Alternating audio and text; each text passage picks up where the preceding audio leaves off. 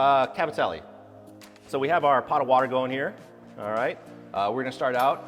I always like to keep all my mise en place, my ingredients pretty close, everything in arm's reach. It's more efficient and you make less of a mess and you're a little more organized. So, gonna get this burner going. I love these gas stoves. This gas stove, I think, it might not be here when somebody buys it. I might pull the truck up and pull it out, but you know, don't tell anybody. All right, so at the restaurant, we always have pancetta rendered down. We always save the goodness, the gold as we call it. So we're gonna throw some pancetta and a little bit of its gold in here. Get that going. Yep. Instead of, I mean, again, if you don't have this or you don't want to do it with pork products, you're more than welcome to do it with blended oil, olive oil. Just be careful, olive oil does burn at a lower temperature. So I would definitely do blended oil. And just like that, this pan is ripping hot. Perfect. So we're gonna start out our mushrooms. Get our mushrooms lightly sauteing in that pancetta renderings, the pancetta gold. All right, don't forget, pancetta is super salty, so we're gonna go light on salt for this dish. We're also adding Parmesan, so that's also got some salty notes, so just a little bit of salt will do you. You can always add, can't take away. Ooh, that smells good. We're gonna turn the hood on. These, immediately, I mean, I'm telling you, this whole setup right here, it's nice. All right, should have brought something to sear. I think this thing would have definitely sucked it up. It's been good. All right. So these are going. So next up, what we're gonna add is gonna be a little bit of the peas, a little bit, you know, both kind of peas. I got some snap peas and some English peas in here. We'll do a tab of butter and then chicken stock. So what we're gonna do essentially is make a glaze. That's gonna be our sauce for the dish. Nothing too heavy. We don't want cream or anything like that. Just because it is South Florida, we're gonna be sitting outside eating this. And you know, we don't wanna be, you know, overly full when we go down to the beach over here. Alrighty. So we'll add in some peas now. So we'll get that going. We get our maybe 2 tabs of butter. Get that melted down. All right. While that's going, we're gonna take our cavatelli. You know, I mean, depending on how hungry you are, this is good for leftovers as well. So we'll get that going.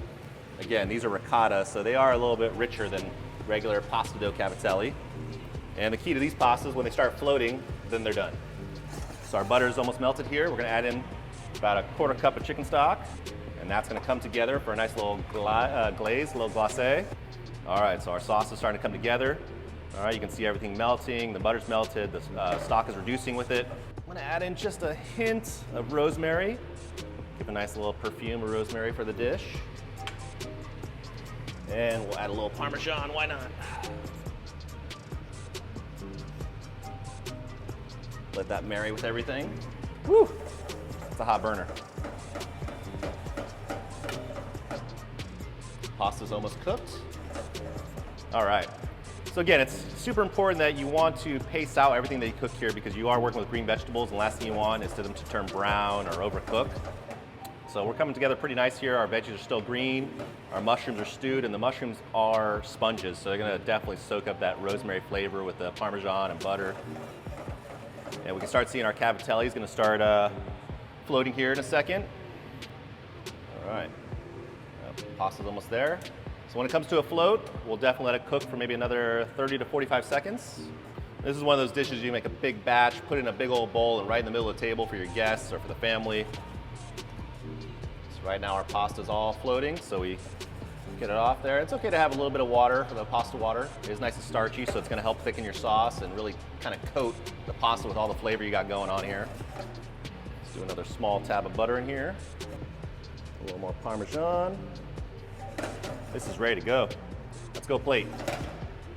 All right, so now we're gonna plate up our pasta. These Cambria quartz counters can and are heat resistant, so we could put it on here if you'd like.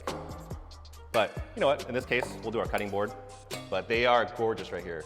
Yeah, put a hot pot on there, still cool, we're good. All right, we are gonna add, since we're adding herbs now, our fresh herbs. Let's do a little bit of mint, because we are doing peas, and peas do go well with mint. So we'll do some of that. Do a little bit of chives. Now, good key to any dish is a little bit of acid goes a long way. So I like to do a couple drops of lemon juice And then we'll do a little lemon zest to really freshen this dish up as well, because again, we do have butter, we have the ricotta cheese, the Parmesan, and the pancetta in there. So a little bit of lemon zest. Okay. All right. Mix that all in. Do a crack of black pepper. Oh, right there, I smell that lemon zest. Whew. Let me take a nap out there. That beautiful ocean view. All righty. Get this nice and plated here. You know what? We're all pretty hungry, so let's just do the whole thing. Maybe I'll invite the neighbors over. No way better to meet the neighbors than good food, right? All right, we'll do some Parmesan. We're firm believers in heavy Parmesan, by the way. Do that. A little more chive. And a little bit of good olive oil. And there we go. So here we have our ricotta cavatelli with mushrooms, pancetta, 2 types of peas, and it's really a little lemon zest. So